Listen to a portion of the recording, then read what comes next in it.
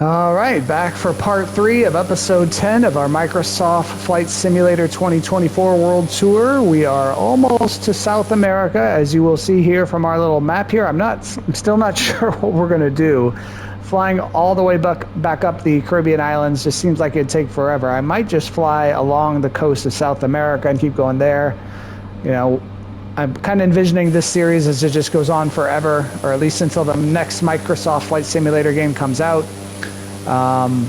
So we don't really need to see all the Caribbean islands right now. So maybe we will just kind of head down South America. But we are going to move on as I'm recording it. It's Friday, February 13th, 2026, 9:57 p.m. Eastern Time. We are trying to catch up on the Tony Kornheiser show. So the episode we're going to listen to next is from Friday, February 6th, a week ago, so it's a little bit behind. They'll probably talk about the Super Bowl. It hadn't happened yet, and all of that.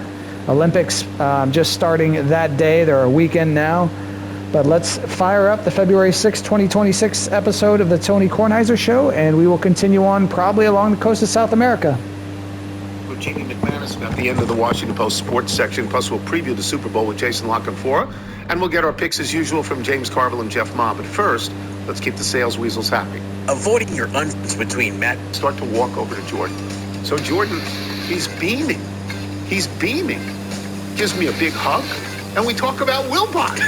We talk about Wilbon. Of course, the text I said, where's your boy? I said, what am I doing here before him? And he just makes fun of Wilbon. And I, of course, call Wilbon and tell him all about this. The Tony Kornheiser Show is on now. All righty then. There were a couple of things I was going to do today to start the show.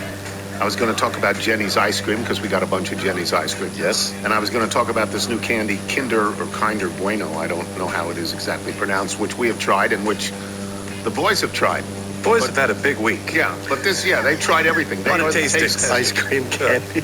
But there's greater news than this in my life and in the lives of people who work at newspapers and who live in Washington, D.C., and that is the gutting of the Washington Post sports section and Metro section and soon style section, I'm sure. Books. I would have told you, there's no book section. I would have done this on Wednesday, except it wasn't official.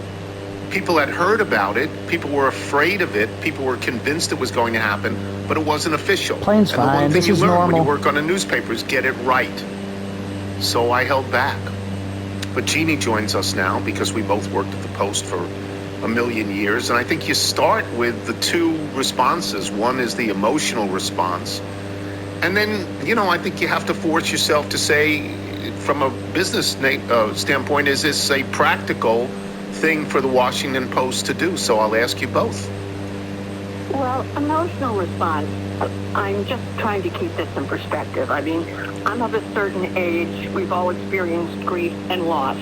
So I'm trying to keep this in perspective. But I keep getting messages and texts from friends who feel a personal loss themselves. Yes. And feel my loss. Yes. And, I really value that. And it makes you realize how much the paper is a part of not just everybody's day, everybody's life, but just our whole world. I mean, I'm a native Washingtonian. I grew up on the Washington Post, the way Don Graham talks about it, reading the comics and then reading the sports section. So, it is an emotional loss. From a business point of view, here's the question I keep asking. What's the plan? What's the plan? It's been called, I think by Will Lewis, quote, a strategic reset. What does that mean? Does it mean you want to be the Wall Street Journal? Does it mean you want to be Politico? I don't get it. And, there's lots of conspiratorial thoughts. I know, we think that way because we're journalists, but if this were motivated solely by Trump, why didn't they tell the national staff, who's been just bearing down on it, who have been doing wonderful, assertive reporting on the Trump administration? I don't get it. Yeah, I mean, my feeling is the same way. When we started to hear about this within the last month, the people on the staff that I talked to, Matt Rennie, for at least a month, was saying that, deep cuts are going to happen. We could lose the entire section. And, my first response is, of course, I worked there and I worked in newspapers. All I ever wanted to do. I called Kindred about this, and Kindred said to me, all I ever wanted to do in my life is go to games and write about them. And that was exactly the way I felt, and just wanted to be a newspaper sports writer. And I just felt, well, how could you do this? How could you get rid of a sports section, a unifying thing in a city?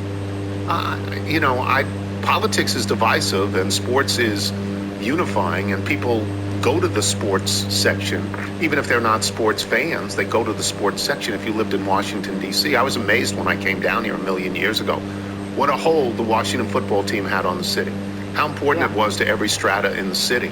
And that import is still there. It's certainly there. It was awakened not this past season, but season before, when they had a really good season. And people come in from England, and they come in from the Wall Street Journal, and they come in from California, and then they just say, yeah, we're just going to throw this thing out. We're going to throw the sports section out. We're going to throw the Metro section out. I'm going to paraphrase Remnick here, because it's called Remnick, because Remnick's smarter than I am. And he said, the job of the Metro section is to put the mayor in jail if he or she deserves it. And I said, the job of the sports section is to fire the coach if he deserves it. That's the job. Now that's not there. There's this huge trade. Anthony Davis, who I don't think he'll ever play a minute in Washington, but okay. But he gets traded here. It's covered by wires. This would be an A1 story, right? It's an A1 story. Yeah, and to have something covered by the wires, it's just like a knife in your heart to see that, with all due respect to wire reporters. But Tony, we had an incredible advantage. We had two executive editors in Ben Bradley and Len Downey, and a publisher in the wonderful Don Grant, who were very knowledgeable about sports. Yes, loved it. Knowledgeable about the importance of a sports section in the paper. Now, that's a blessing and a curse, of course, because they'd be breathing down your neck. Yes. They'd be in there.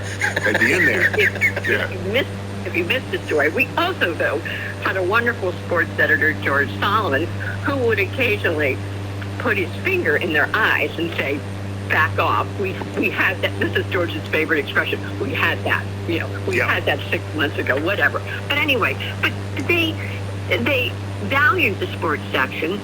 They held us to the same bar that they held every other reporter. There was incredible accountability reporting in sports, investigative reporting, wonderful feature writing in sports, and that was expected of all of us. When I first became deputy sports editor, some people said to me, oh, you get to go to all the games. I'm just like, are you kidding me? Look at the sports section, how much more it is than just box scores and games, although those are very important too. Look, I loved it and you loved it, and I grew up wanting to be on a newspaper, and now I face the reality that the capital of the United States of America does not have a newspaper. It just does not a full newspaper. And I would ask you, we're old. Where are the next papers coming from, or are there no papers? Does everything go online without any particular standard of how you express your opinion, because anybody has access to the internet? What's next? Do you think there'll be a rally to get somebody will try and put together something like a newspaper? No, Tony, you're more of a Neanderthal than even I am. There won't be a paper, but there's certainly a void, I would think, that somebody could dive into and say, okay, here is a city of 800,000 people and 8 or 9 sports teams and college sports that doesn't have a source for reliable reporting on sports. So somebody, I would think, could dive into that abyss and come up with some sort of a digital, option for us. I don't know who that is. I don't know where their money is. But if there is such a person, I would hope they would hire all of our dear friends who have lost their jobs. That's where my ache really is. I really ache for them. Maskey. I've been editing Maskey since he was a sophomore at UVA, when he was a stringer covering Virginia football for us. My heart just grieves for him. I made sure to call Maskey. I made sure to text for Luga because he's over in Italy. I made sure to call Sheinin, called Gene Wong, called Matt Rennie, people that I had actually worked with. Called Chuck Culpepper, who I never worked with, but wanted him to hear the message, which is, if there's anything I can do, anything, I'm happy to do it. I'll just say this. I won't say I have the best sort of resume in newspaper working, but nobody has a better one. I work for Newsday, I work for the New York Times, I work for the Washington Post. Nobody's got it. It's not better than that. And right. I'm not talking about what I did there. I'm just saying that that's where I worked. Okay, I worked for great newspapers. I can no longer get a job in my chosen profession at the Washington Post. I can't get one because they don't have a sports section. I can't get one at the New York Times because they've gotten rid of their sports section and bought something called The Athletic that is different than working for the New York Times. I guess maybe I could work in Newsday. I don't know. Wilbon was telling me last night that, Chicago Tribune isn't any good and the LA Times doesn't cover locally anymore. The best sports sections in the country throughout my entire career were, we'll go from east to west, the Boston Globe, the New York Times, the Washington Post, the LA Times. They were the best. Dallas was good too. A lot of others were good, but those were the best. I was really proud. And to your point, when people send me messages of condolences, I write this back. I'm okay, I've got a job. The condolences should go to people on the Washington Post sports staff who thought they had climbed to the top of the pyramid in their chosen profession and then were just thrown over the side into the water. Like, what happens? Where do they go? Right? Gene, where do they go? What do we do for them? Who had worked incredibly hard to reach that position. Yes. The other thing about sports sections, and it's true of metro sections too, they are entry-level reporting positions. They are a way to get new blood, youth into the institution of a newspaper. Now, you don't have rookies coming to the national section or the foreign section, but you have them coming in through metro and sports, and then you watch them rise. Look at the success of, for example, a metro reporter named Bob Woodward. Yeah, how did he do? Yeah. How did David Remnick do when he joined the Washington Post as a sports writer? How did he do after that? Did you win the Pulitzer Prize? Because I haven't won the Pulitzer Prize. Do you edit the New Yorker? No. You're right about it. So I don't want to make this about what happened to me. I've never even been in the new building. I'm out of there for almost 20 years. I loved what I did, but I don't feel this in the way that somebody who just lost his job feels it, right? it's unbelievable. Right. And as much as we like to make it about ourselves, Tony, in this case, it really is not about ourselves. No. It really is. How do you can't possibly rebuild a sports section. Suppose somebody else decided to buy Jeff Bezos' paper. Yeah. Contact him on his yacht and see if he'd be willing to sell the paper. How would you possibly begin to rebuild the foreign staff? It's like standing in war zones when they get the message that they're laid off, or the entire sports section. You just couldn't possibly rebuild it. How does the New York Times survive? What is the difference between the New York Times and the Washington Post? That the New York Times, I don't know if it's thriving, but it certainly is surviving and has, I think, a larger impact than it's ever had. It's thriving because here's what they had. They had people making smart, imaginative decisions. They bought The Athletic, okay? Maybe you don't like The Athletic as much as you like the New York Times sports, but New York Times was not where you went to sports. You went to New York Post, the New York Daily News. So that was a smart decision. They bought puzzles. People subscribe to get puzzles. I'm one of those puzzle nerds. I do them all every morning. I've already done all of them, okay? They came up with this fabulous cooking section. I've stopped using cookbooks. If I want to find a recipe, I go to New York Times Cooking. They bought Wirecutter. It's like a consumer product. Yeah. No, they were service. And that's where they make their money. Well, and they are still, and I don't know if I'm right on this, and in terms of the impact, but they're still a family-owned newspaper. They still have skin in the game. Bezos does not. He does not. Correct. He's the richest person in the world. Everybody writes this. You could turn over the couches in his house and get enough money to fund the Washington Post losses for 10 years. That's right. He's got hundreds of billions of dollars. And a billion is so much more than a million, than 100 million, than 300. It's just so much more. Is he the villain in this piece, in your mind, or are his henchmen the villain, or is it good business for him? For him. No, well, I don't know about business because I can't tell what the hell their business plan is, okay? Right. But I would call him a villain, yes, because when he bought the paper, he said, I'm going to provide this runway for great reporting and great journalism. And somewhere along the line, I'm not blaming it on his marriage, whatever, but something turned, and he left, the business of running the paper, and he left it to this guy, Will Lewis, who is supposed to be the publisher. However, his name is not on the masthead, but he's the one who's sort of wielding this axe. He's the one who fired Sally Busby because she wouldn't run a story that reflected on him poorly. He's the one that decided we were going to have a third newsroom with soft stuff, and then a second newsroom with opinion, and a first newsroom with hard news. Well, that never happened. Whereas the people at the New York Times are making very sound, imaginative, and financially strong decisions, this guy is just, clueless. And Jeff Bezos is on his yacht. Yeah. There was no obvious compromise here. Just people got lopped off and they saw it coming. Can a paper survive, do you think, these days? Can what we think of as a newspaper that comes to your house every day, can that survive anywhere? Oh, I don't know, Tony. I think the New York Times is doing as good a job as anybody. I don't see the Boston Globe that much, or any of the well, I sometimes see the San Francisco Examiner, but the paper is pretty thin gruel. I don't know when their first edition closes, but they often don't have NBA games in their first edition or in their final edition. The current Washington Post has all wire copy. They said don't be fooled here.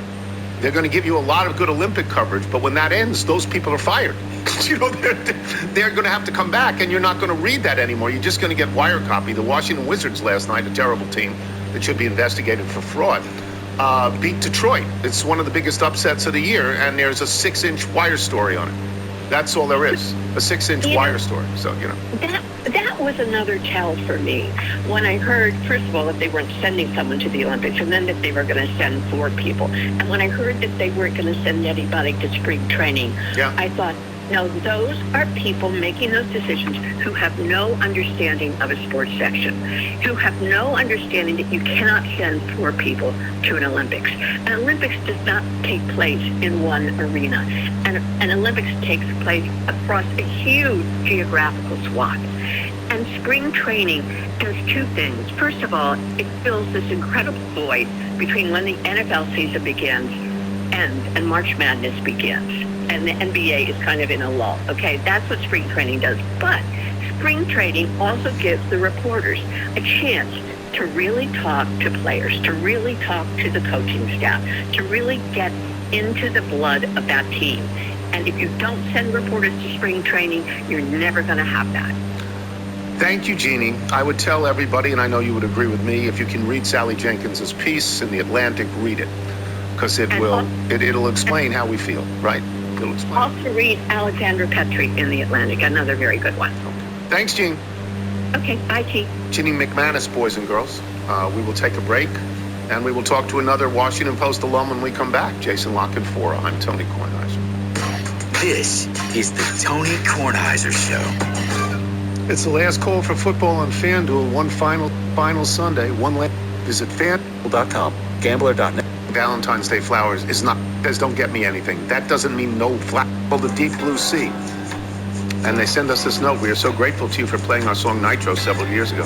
Now Bees Deluxe has returned from the International Blues Challenge in Memphis, where we represented New Hampshire, and we killed it. Made it to the semifinals and beat out most of the other bands. We have a new CD in the works. We wanted to share this preview of the Deep Blue Sea with you. As you'll hear, we're not your average blues band. Hope you enjoy this and can find a way to put it on the air. Included a photo of us as well, a lovely photo. Bees Deluxe.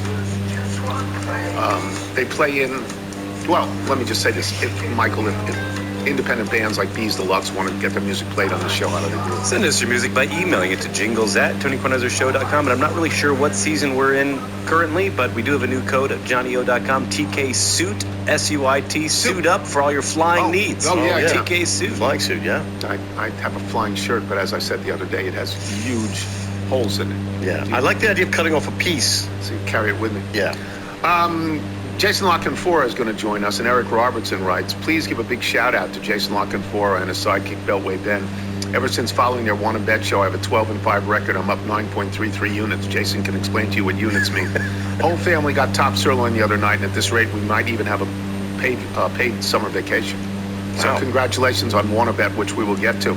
I want to talk about the coaching hires, and I want to talk about your thoughts of the Super Bowl, but I can't bring you on without asking you about the Washington Post, what just happened. We just had Jeannie on, and you worked at the Post. What are your thoughts?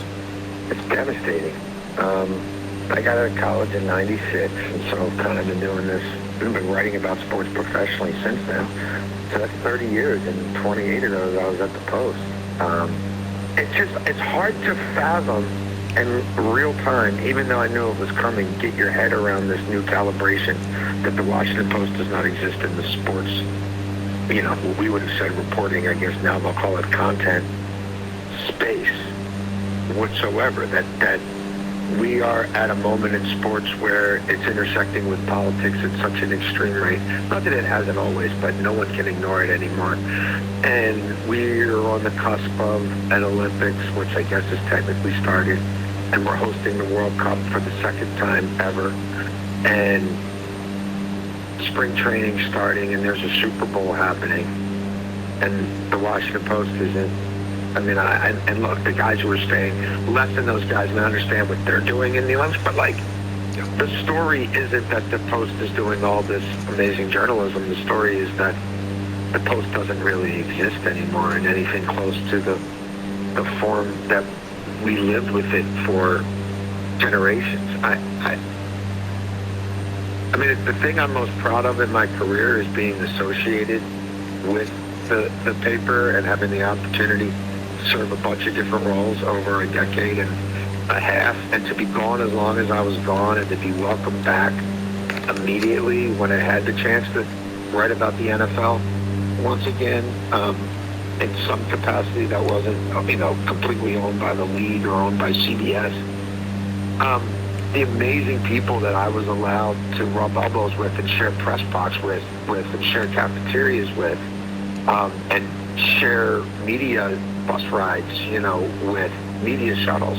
It's something I always thought I'd be able to talk to my kids or grandkids about, you know what I mean? And maybe, hey, man, are the archives going to live? You know what I mean? Am I going to be able to find something I wrote, from Finland 20 years ago? I don't know, Tony. I knew it was happening. I got my head around it. I felt like I had my head around it. And then when everything was formalized with those announcements, it really threw me into a tailspin that I'm frankly still in. It's just one of these pillars that you never take for granted, even in real time.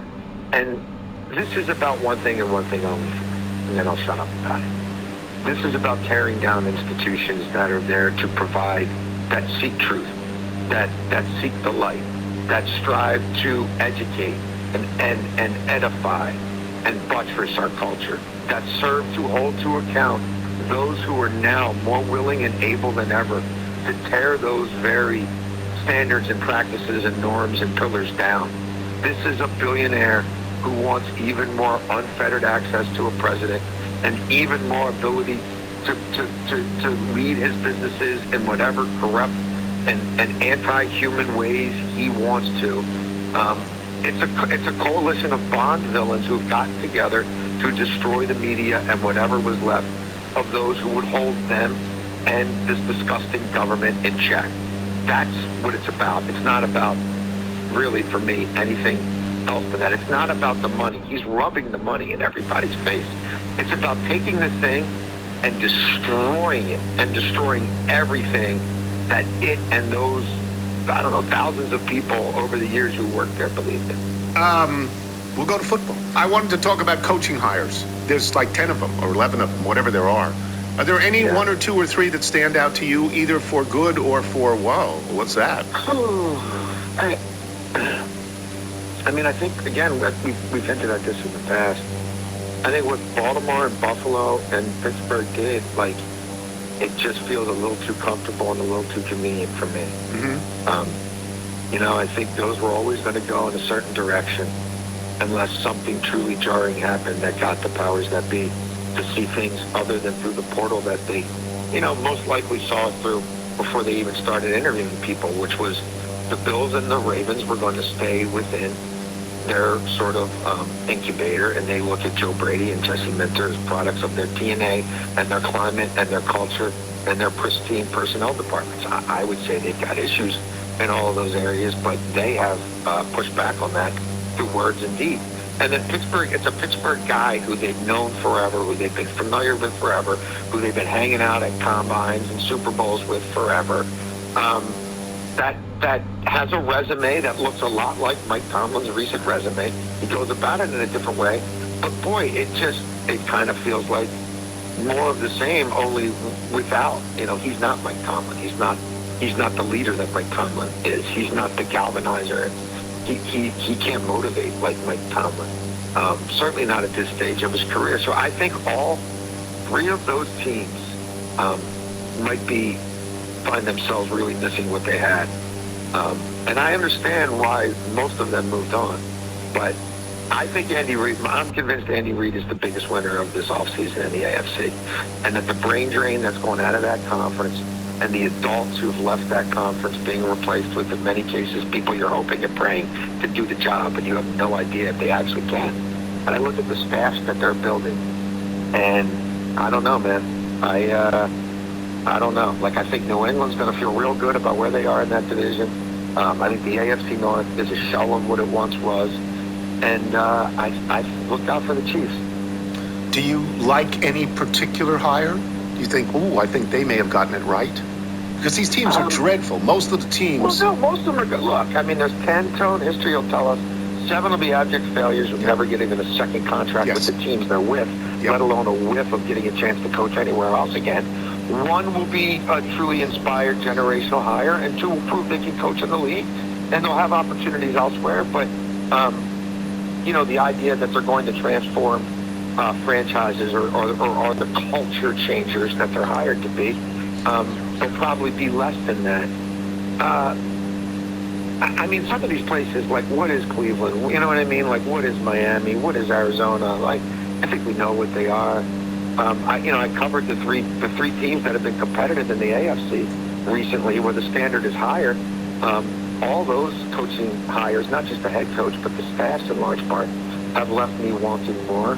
I mean, I'm not a Clint Kubiak guy at all. I think he's an offensive coordinator and not a head coach.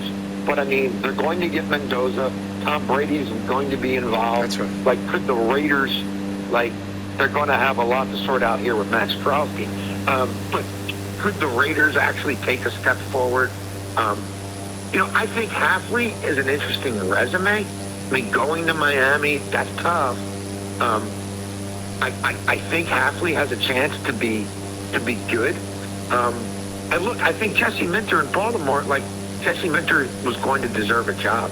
The staff he's putting together, if I'm a Ravens fan, it should scare the bejesus out of me.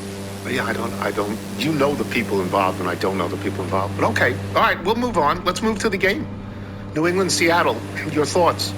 I might be just the most square analyst in the world.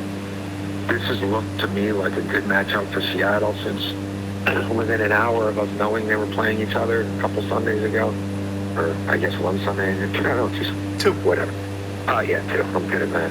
And I still see it that way, Tone. I mean, I think they have the better offense, defense, and special teams. I think they have the quarterback who's probably the healthiest. And as I know, Sam Darnold turned it over more than anybody else. But in terms of what they're going to have to do to win this game, I think they have the quarterback who's probably in the best position not to F it up. And whichever quarterback F's it up the least is probably going to be the last one standing. I don't know. I mean, Vrabel's a really good head coach, but this is uncharted territory for Vrabel, and McDonald just might be a better head coach. I like Seattle. I think as long as Sam Darnold doesn't turn into a double agent, I think Seattle could win this as a low-scoring game.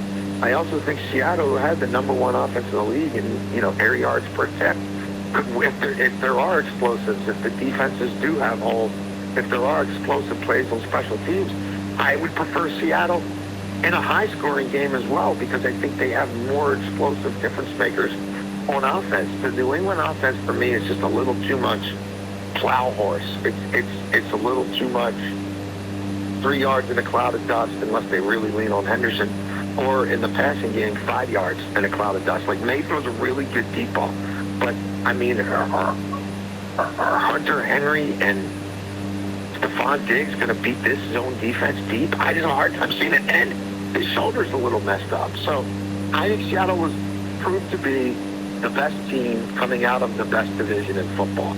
And not only did they have to run that gauntlet in the regular season, they then had to go through and slay the Dragons again in the playoffs. And they did. And they did it with a bye that they earned, and they did it at home, so they earned that too. But I think McDonald will have them prepared, and I think Drake May, with those weapons, with an offensive line that's been janky, with a young left tackle who's been exposed, and with, maybe a bum shoulder, I just think it's going to be a tough ask for him to generate enough points to win the game. Don't disagree. Don't disagree with any of that. The one thing I would say that you haven't said, but you really said it anyway, I'd be very surprised if New England won by a lot, and I would not be very surprised if Seattle won by a lot or a little. I would not be. Why don't you plug one bet for us? You can check me and the aforementioned Beltway Bet all out 7 days a week. We're pretty much at 11 a.m. Eastern all the time now. We are trying to give you guys the best chance to make some plus money wagers 7 days a week to get a little bit of the house's money back. We're in pretty much any market that you guys would be interested in. Soccer, basketball, soon-to-be baseball and baseball futures, obviously football. You can catch us on YouTube. You can catch us on Twitter. We break down every bet. We show our work. We open and close every show with how we've done since we started the show, how we did last night. In this case, last night was not great for me. I will have a kangaroo kicking my ass on the show. Don't ask, just watch. And you can get all our content at wannabetwithus.com. And if you are in the industry out there and you're looking for an NFL writer, I would love to cover the NFL for you. My resume is all over LinkedIn because, well, I'm trying to make some more money, Tom. You know how that goes. Thank you, Jason. Jason La Canfora, boys and girls. We will take a break. We will come back with James Carville and Jeff Ma. Last time around for the betting season. I'm Tony Kornheiser. This is the Tony Kornheiser Show. This episode of the Tony Kornheiser Show is brought to you by Wild Grain. Wild Grain is the first baked-from-frozen subscription box for sourdough breads, artisanal pastries, and fresh pastas. Unlike a lot of store-bought options, Wild Grain uses simple ingredients you can actually pronounce and a slow fermentation process that can be easy on your belly and richer in nutrients and antioxidants. You can choose the variety box, gluten-free, vegan, or even the new protein box. It's made weeknight meals simpler, weekend mornings cozier, and honestly, it will add just a little bit of calm to your routine during the winter months. There's nothing like having an artisan bakery in your freezer to chase away the winter chill. Now is the best time to stay in and enjoy comforting homemade meals with Wild Grain, which is why you should give Wild Grain a try. And before I get to the money off that you can get, Right. I use this. You like this? I love this. I watch it, and when it's ready, I let it sit like they tell you to, and then I eat it, and you've done the same. Makes it feel like you run a patisserie. It's just really good. It's really good. Right now, Wild Grain is offering our listeners $30 off your first box, plus free croissants for life. For life. For life. When you go to wildgrain.com/Tony K to start your subscription today. That's $30 off your first box and free croissants for life when you visit wildgrain.com/Tony K, or you can use promo code Tony K at checkout. The French tip from Firehouse Subs is The Tony Kornheiser Show. Well, you wake up in the morning, boy. You hear the ding-dong ring. Then you look upon the table, boy. You see the same darn thing. You find no food upon the table, boy. There's no fork in the pan. But you better not complain, boss. You get in trouble with the man. What a great beginning. What a great beginning. It really is. From Mark in Manhattan, before the football season is over, just got to say, Carville is the best. Just the best. That's it. That's the email. Yeah, James Carville joins us now. And this week's Picks with James Carville and Jeff Ma, brought to you by FanDuel Sportsbook. Make every moment more. You were 4-2 last week because everything was a double play. You're 57, 55, and 2. If you knock a few out of the park on this and Jeff Ma goes down the drain, you can actually catch and pass Jeff Ma. How do you feel about that? Well, that's the strategy here. 57-55 is not acceptable. That's mediocre. So as we were kids, you went to the plate to bat. You said, "I'm going for the downs." Okay. I mean, the whole thing. We're going for the downs. Okay. All right. What do you got? What do you got? Double play. Seahawks minus 4.5. Okay. Double play under 46. Under 46. Single play. Ramondre Stevenson over 23.5 receiving yards. Okay. George Holani over 1.5 receptions. Is that a single as well? All is a single. Okay. Okay. Is a single. George Holani over 1.5 receptions. Kenneth Walker under 75.5 rushing yards. Mm-hmm. And Drake May will throw an interception. Okay, so you've got 2, 4, 6, 8. You've got 8 bets on the line, counting doubles, right? Correct, and we're going for it. We're after Mr. Ma. Yeah. What are you most confident in? Maybe the under. The under. Maybe. Yeah. But true. It's not. If you're going for a double play, you got to express some confidence. But I think we're like 3 or 4 in a row on Super Bowl. We've been hot. We were hot last year and the year before last. We cooled off a little bit this year, but if we do this, we could end up pretty good. Let's see. I understand the under, because I've seen Seattle win 13-3. Against a good team, 13-3. They don't have to score a lot.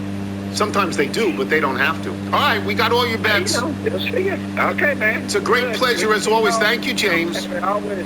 Thank you, John. Thank all of you. Okay, take care, man. James Carville, boys and girls, and right following James Carville, we've got Jeff Ma. Jeff was 1-2 last week, which isn't great, but he's 54, 45, and 1.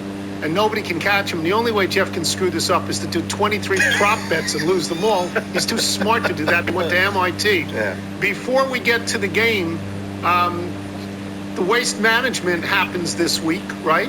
It starts Thursday, right? Yes. So we're Friday, and that's Thursday. You were out there, yes?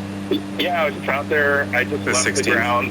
I was at 16. Yeah. For some hospitality there and some, Did you throw any beer at anybody? Did Take off your shirt? Yeah. No, there's signs that literally say you throw stuff, you're out. So really, I mean, it's a kindler, gentler Waste Management Open now. Last year was bizarre and over the line in everybody's estimation, right? It really was. No, it was 2 years ago. It was a really bad year because the weather was really bad. And you couldn't walk on a lot of the grounds, and people were sliding and breaking their arms and things like that. This year it was like 75 degrees and perfect. I mean, North Scottsdale is amazing. Yes, not just Scottsdale, only North Scottsdale, only near Whisper Rock, only there. No, but I thought the behavior last year was such that everybody sort of took a step back. I think they're trying to refine things. Yeah. I mean, it's again, we did the program that I run, Access, which is part of Troon, which is my day job now. We did an activation there. I think I mentioned to you guys that there was a guy when we were doing this serious meeting that just gave me a lacheserie out of nowhere. Yeah, that's great. And he actually sent you an email. He's offering his name is John Glenn, not that John Glenn. Okay. And he offered you and Michael a spot at the Waste Management Phoenix Open Pro-Am if you guys ever want to make your way out there. I didn't see that. Did he do that today? I didn't see that. No, he sent it a while ago, and it's a good email. He runs PR for the Fairmont, and he's very adamant about, connecting with you guys. And it's a good email. He weaves in all the David Aldridge moments and whatnot. Really? He was yeah. Wow. He did. I remember him sending that email. Well, I will tell you this. This is a true fact. Next year, the Super Bowl is in Los Angeles. And Wilbon and I have agreed to go to some sort of function in Phoenix after the Super Bowl. And Wilbon says we can drive there. He says a 4-hour drive, but Wilbon math is like it's probably an 8-hour. How long a drive is that, do you think, Jeff? It's not 4 hours. It's more, right? It's got to be more. Yeah. It's got to be more. In any case, there's a website called Google Maps. Yeah. You can just enter those things in, and you can figure out how long a drive it is. Okay. I think I've heard of that. Google Maps. I think I've heard of that. So maybe if I'm out there, you can take a Waymo, maybe. I'm not taking a Waymo. I'm not doing that. Melman's done that. I'm not doing that. Mm-hmm. All right, let's go to the game. You got one bet, or you got a million bets? I have a couple bets. Okay. I'm gonna take. I'll wait to say who I'm gonna take in the game. Okay. But there's a couple, on Invent the Process this week, we had a guy on our show named Matthew Davidow, who's one of the sharpest sports bettors out there. And we talked a little bit about this game. And one of the things we like is the Kenneth Walker under on rushing yards. So that's 73.5. And, the interesting thing about this whole Kenneth Walker thing is that he, last week... He's the only runner now. Charbonnet's out. He's the only runner now. Yeah. But they are very afraid of him being in pass protection. He's small. He doesn't really have it's just like it's a whole situation. So he gets a lot of the running snaps, and honestly, I think the Patriots will be clued into this. So they're going to have to mix things up a little bit. And I just don't see him getting enough attempts to really go over the 73.5. So you take the under on that. Okay. Take the under on that. Right. And then kind of an interesting one is they have a prop bet how many players attempt to pass. And it's always 2.5, where if you bet the over, you actually have to you get paid to bet the over, meaning you get 2-1 or whatnot odds. We think this is priced poorly because neither of these teams really has someone that you would naturally think about. Cooper Kupp is the only person on that team that's as a position player, and the Patriots really have had no one. They have the only way I think this goes over is if there's a big punt of some sort, and there's a pass with that. So you'll take the under 2.5? Under 2.5, yeah. So you're saying it'll only be May and Darnold? Yes, that's what I think. So how would this work? If one of them got injured and another quarterback had to come in, that would be the over then, right? Yeah, you'd lose. You'd lose. And that's why there's a lot of allure to taking the over, but that's why there's value to taking the under. Okay, all right. What else? Then I'll just bet the game. Okay. And, I think that it's a tough game, obviously, because the Patriots have played 3 games in pretty poor conditions, and their offense hasn't looked good. I think that, everyone thinks Seattle is sort of the elite team. But I think there's a world where the Patriots scheme some stuff up. Probably Drake May runs a little bit more than usual, and the Patriots defense has played really well. I think a lot of this is going to be game state.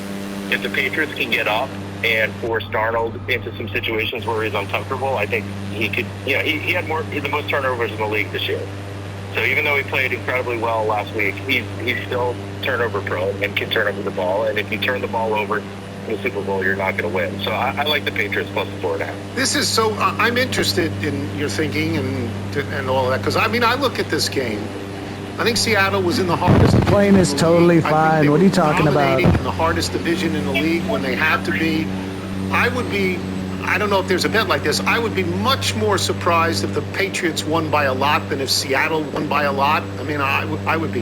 I think Seattle is pretty much better in every way. I don't know about the points, and who knows what happens in any one game. But on form, New England got pretty lucky in that the game they played in Denver, they were playing against a quarterback who'd never thrown a pass in 2 years. It seems like they've had an easier path. Do you agree or not? Yeah, of course they've had an easier path. Although they've played against 3 very good defenses. So, and generally they've played against, recently some good defenses, and that's and also in very challenging conditions. But again, that's why this is kind of hard, because the Patriots have played incredibly well defensively going up to this, but they haven't played the best competition out there. We actually did an event on Tuesday, and we had Christian Kirk come to the event because he's an avid golfer, the wide receiver for the Texans. And I kind of asked him some questions about the Patriots and the Patriots D, and he said the Patriots D is no joke. They're very good, and so it'll be interesting to see what happens. But I like getting the points, and I think your point is probably valid. Like, in other words, if you're betting this game, some interesting lines or like alternative lines that you can get, where you can get Seattle minus, like, say 7.5 or minus 10.5. Yeah. And you get favorable odds to do that. So like for $100, you might win 300 in those situations if that happens. So sounds like that, as Tony Kornheiser prognosticator, that would be your bet. Well, I'd be less surprised if Seattle won by a lot than if New England. Wait, so do you sit like on a big couch and interview people? Is that part of the job? In my life right now? No, what you're saying when you talk to this wide receiver at the golf tournament. Well, we did an event at a place called Grass Clippings, which is a lighted par 3. Uh-huh. And one of the things we did for that event is we did like a short game lesson with this guy, Parker McLaughlin, who's known as the short game chef, and he's like an incredible short game flight teacher. lines. Yeah, and he taught Mark Hubbard, who's a pro, and then also Christian Kirk. They did like this kind of like interactive short game lesson as part of this event. So I wasn't sitting on a couch. Okay, all right, but you were interviewing to a degree. No, I wasn't. No? Parker was doing all the stuff, but I do some of that stuff. But yeah, like I've been talking to some golf agents about maybe doing some speaking events for corporate where I interview golfers and talk about their analytical process. That would be fun. Yeah. That would be good, actually. Do you find golfers to be smart or dopes beyond comprehension most of the time? It goes one way or the other. I don't know. I think the smart ones are interesting. I do.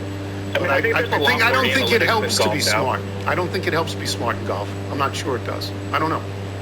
I think it helps in your preparation. I don't think it necessarily helps right on the course. Like we actually kind of asked this to these guys about like what their mental preparations were, and then basically they both talked about there being like a trigger. So we were doing a comparison of being a wide receiver in the NFL and being a PGA pro, and the whole idea of there being a trigger that just shuts down your analytical side and just lets your athleticism take place.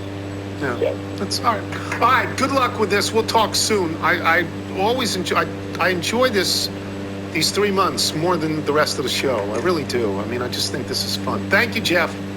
Thanks, Tony. This week's Picks with James Carville and Jeff Ma have been brought to you by FanDuel Sportsbook. Make every moment more. And we will come back with email and jingle. I'm Tony Kornheiser. You're listening to the Tony Kornheiser Show.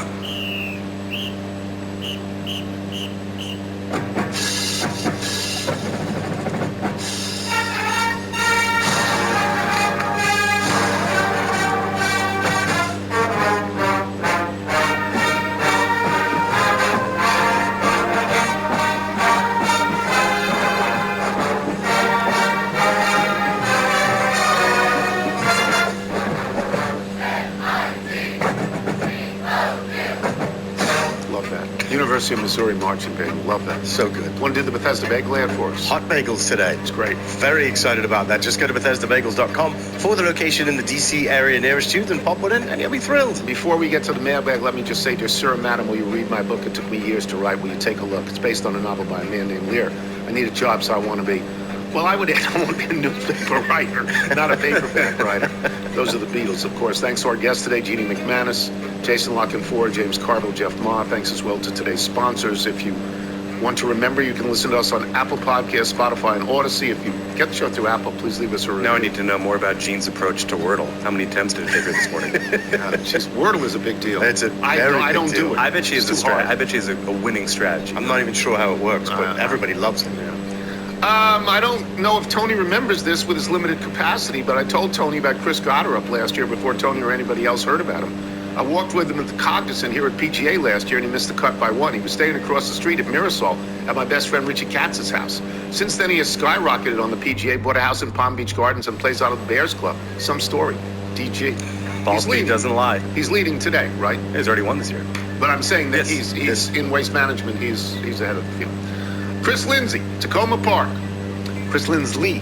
Loved your stories about meeting Gretzky, LT, Smoltz, and Jordan at Grove 23. Only one thing would have made it those days better would have been to run into a fivesome of Wander Suero, Dominic Smith, the Beltway Middleron, Michael A. Taylor, and Lee Smith in the grill room. Would have loved to hear that. Another week or so before pitchers and catchers. From Bob Brown, longtime listener since the ESPN radio days, first-time emailer. You've been my walking elliptical buddy for years. So on early Tuesday in the morning, what's the resistance? I'm busting tail on the elliptical. You regale us with your trip to Palm Beach Gardens, a place I got to know very well in my college days. You list off the courses you played, the publics you visited.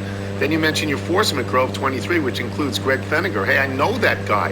In the early 1980s, for each spring break, I would pile in the car with 3 to 4 college buddies at Miami University in Oxford, Ohio, drive down I-75 through the night and arrive at my cousin John's apartment in PBG about 10 a.m. Saturday morning, ready to hit the beach in Lauderdale. At the time, my cousin, an Ohio native, was working on the groundskeeping crew at the golf course at Lost Tree Village, home of another noteworthy Ohio native named Jack. During those years, John shared the apartment with yet another Ohio native who worked with him at Lost Tree, the aforementioned Greg Feniger. John and Greg were gracious hosts, putting up with our shenanigans for those weeks and laughing at our beach and bar exploits. However, I think they appreciated the fact we would always purchase enough beer to last well past after we left. Fast forward 40-plus years, Greg is retiring from the superintendent job at Grove 23, and John just retired after 32 years as a superintendent at another nice track known as the Bears Club.